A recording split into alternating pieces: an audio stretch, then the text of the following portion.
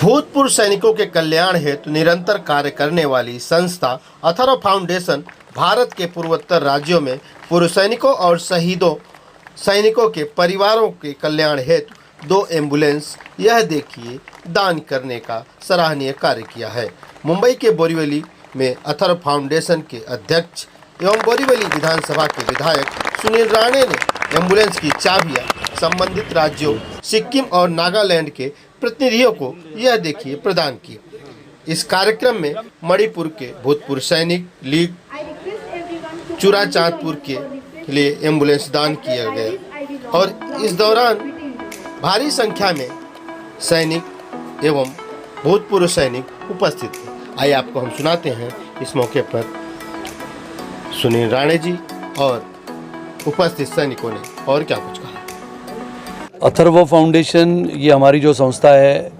कि लगातार पिछले 12 वर्षों से भारतीय सेना के जवानों के लिए लगातार बहुत सारे उपक्रम करती है। विशेष रूप से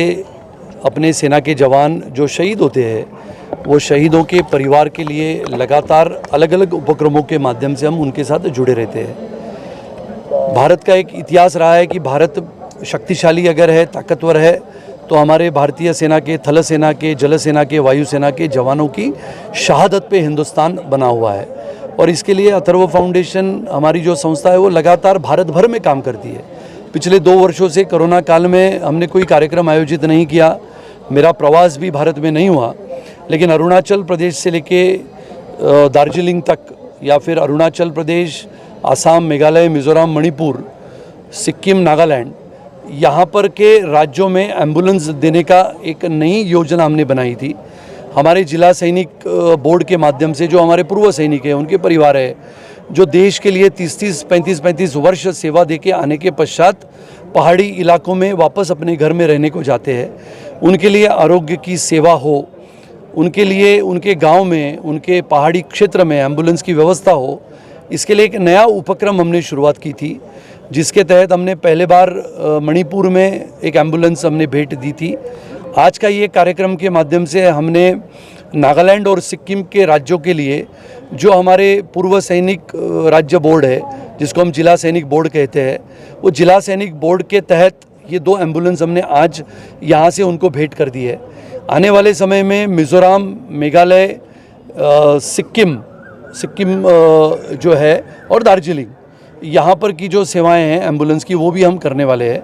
और ये उपक्रम अथर्व फाउंडेशन के माध्यम से लगातार चलते रहता है। कर्नल कपूर साहब हमारे साथ है, कर्नल राजे, कर्नल चौचे, ये लगातार हमारे साथ काम करते रहते हैं।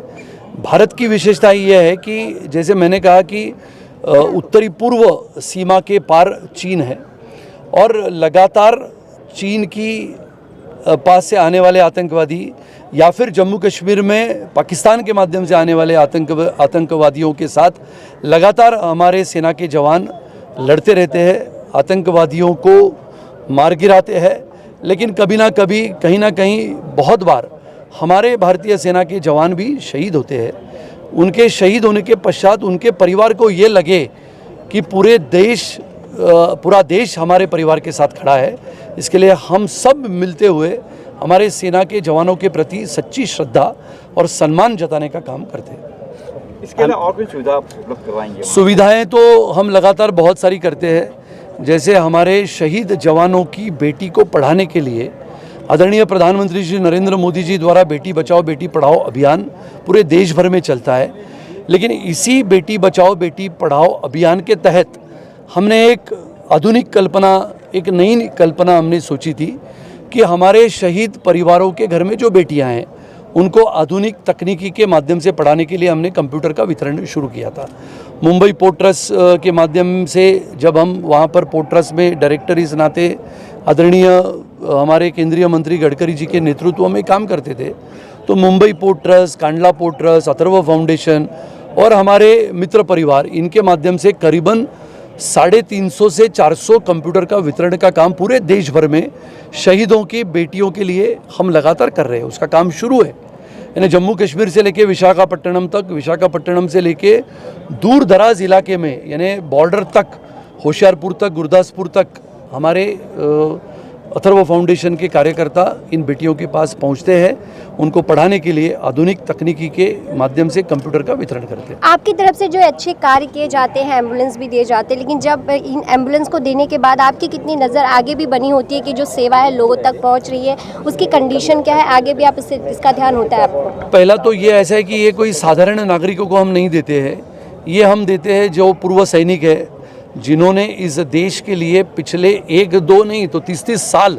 सेवाएं दी है। यानी आप विचार करो, मणिपुर में जो हमारे कर्नल सिलथो है, जिन्होंने उम्र के 20 साल में वो सेना में भर्ती हुए थे, जब रिटायर हुए कर्नल इस नाते, तब उनकी उम्र 58-59 साल थी। 2 साल उन्होंने और काम किया, यानी 61 की उम्र में वो वापस आए अपने गांव में मणिपुर में। और अब एम्बुलेंस जो पूर्व सैनिक बोर्ड होता है, जिला सैनिक बोर्ड होता है, उसके माध्यम से वो अभी एम्बुलेंस उनके कार्यालय में लगी हुई है। तो ये एम्बुलेंस हमारे पूर्व सैनिकों के हाथों में रहती है और हमारा पूरा विश्वास है जो सैनिक अपने देश की सीमा को सुरक्षित रखने के लिए अपने प्राणों का बलिदान कर देता है, अगर वो वहाँ से वापस लौटता है तो देश की सेवा करने के बाद 30-35 साल किसको कहते हैं? 35 साल दूर दराज इलाकों में, पहाड़ी इलाकों में, बर्फीली चट्टानों में इस देश की सीमा को सुरक्षित रखने वाला अपना जवान जब वापस आता है तो सब नियमों का पालन करते हुए सभी नागरिकों को सोई सुविधा देने का प्रयास करता है। मैं Atharva foundation group of institutions के साथ हूँ तकरीबन 8 साल से, और जो हमारे सुनील राणे जी एक कर्म योगी हैं, ये इतना कर्म करते हैं फौजियों के लिए, और ये तो दूर दराज क्षेत्रों में जाकर जो मार्टियर्स हैं, जो शहीद हैं, उनके परिवारों से मिलते हैं और उनके जो शहीद हो चुके हैं जवानों के बारे में पूरी जानकारी लेके, उनका वीडियो लेके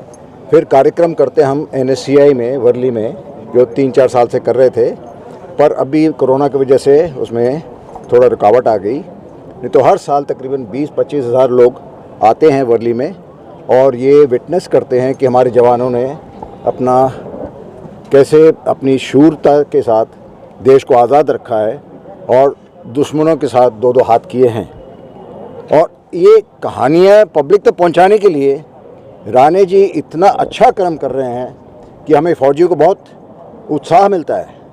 कि हमारे साथ भी पूरा देश है हमारे साथ। और जो फ़ौजी बॉर्डर पे है,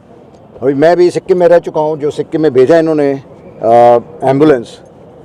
वहाँ मैं 22-24 हज़ार फुट पे था और टेम्परेचर था -20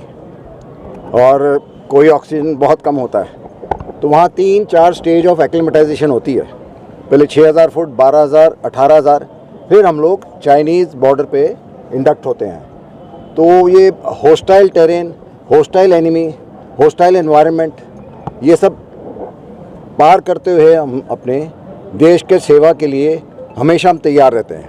ताकि कोई दुश्मनों की खोटी नज़र हमारे देश के ऊपर ना पड़े। वहाँ पर एम्बुलेंस नहीं होने से पहले कितनी तकलीफें थी और अब जब एम्बुलेंस मिल रहा है तो क्या सुविधाएं होगी, वो बता दीजिए। पहले एम्बुलेंस नहीं थी तो एक्चुअली पहाड़ों में ना वो एक होता है पल्मनरी ओडीमा, तो वहाँ जब ऑक्सीजन कम होता है तो अगर एकदम एक्लिमेटाइजेशन के बिना जब हम जाते हैं या फिर टेम्परेचर एकदम वेरिएशन होता है 30-35 डिग्री का, स्लीपिंग बैग के अंदर से निकलते हैं तो बाहर तकरीबन 30-35 डिग्री का वेरिएशन होता है, तो उसमें पल्मनरी ओडीमा होने का, वाटर इन द लंग्स होने का बहुत चांसेस रहते हैं। तो वहाँ कोई सुविधा नहीं है और उसमें इमीडिएट आपको नियरेस्ट हॉस्पिटल या नियरेस्ट जो है सुविधा, मेडिकल सुविधा, वहाँ पहुँचना बहुत ज़रूरी होता है। तो उसके लिए ऐसे दूर दराज के क्षेत्रों में कोई एम्बुलेंस नहीं होती, कोई चीज़ नहीं होती। और इस एम्बुलेंस के पहुँचने के बाद जो वेटरन्स भी वहाँ सपोर्ट करते हैं या वहाँ रहते हैं, उनके लिए बहुत फ़ायदा होगा। और राणे जी ने इतनी दूर तक सोचा है उनके बारे में, इसके लिए मैं इनके बहुत आभारी हूँ और मैं इनके साथ ही हूँ और इनके साथ ही रहेंगे हम उनके देश सेवा करने के लिए। Thank you.